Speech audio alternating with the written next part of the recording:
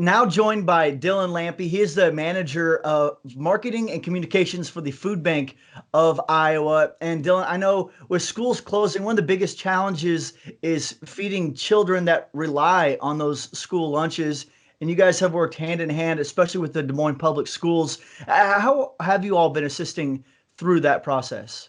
Yeah, you're right. So kids are missing the 2 to 3 daily meals that they typically get at school, and then the Friday backpacks that we distribute. We distribute about 5,300 backpacks throughout the school year on Fridays to send kids home with on the weekends. This week is spring break for many kids, which is a little nerve-wracking for some kids in general. But now that we have this extended spring break, we worry about the kids and where they're going to get food with the backpack program not being able to give them their backpacks on Fridays, those consistent lunches and breakfasts that they get, and with this being weeks, if not longer, of kids being out of school, we worry about that. So we're trying to find ways to get creative, to get food out there, to make sure that all Iowans, including our most vulnerable, are taken care of.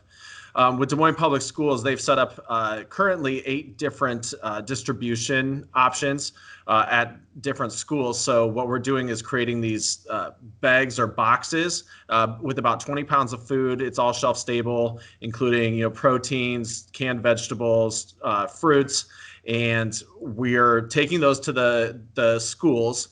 And folks are driving up, kind of like a drive-through, and they pop their trunk. We have volunteers or school staff putting them in their trunks and driving away, so we can minimize that person-to-person contact. So your guys' organization is one that just can't simply shut down during this time, but you guys have shifted away from fewer and fewer volunteers to limit the people within the building. How do you keep all of the full-time employees and the volunteers that you guys do bring in? How do you keep everybody motivated?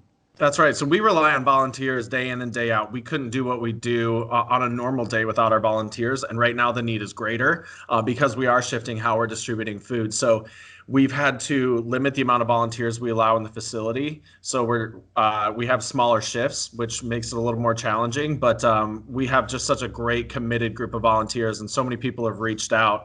I think people are just motivated. People understand how dire this situation is. This affects everybody, in the world. So people are really reaching out, being generous, and I think this is just overall a motivating factor. The staff here is doing an incredible job. We're still operating at 100%, and we're going to continue to do that until we're not able, which we hope is not the case ever. But we're going to continue getting food out because it's imperative, especially as resources kind of shift out in these communities. Des Moines is one thing, but we've got folks all across the state in rural communities that don't have access that the big cities do as well. So we're just trying to take care of all Iowans in need. All right, what's needed? How can people help? Yeah, so we're so grateful for the support we've received so far.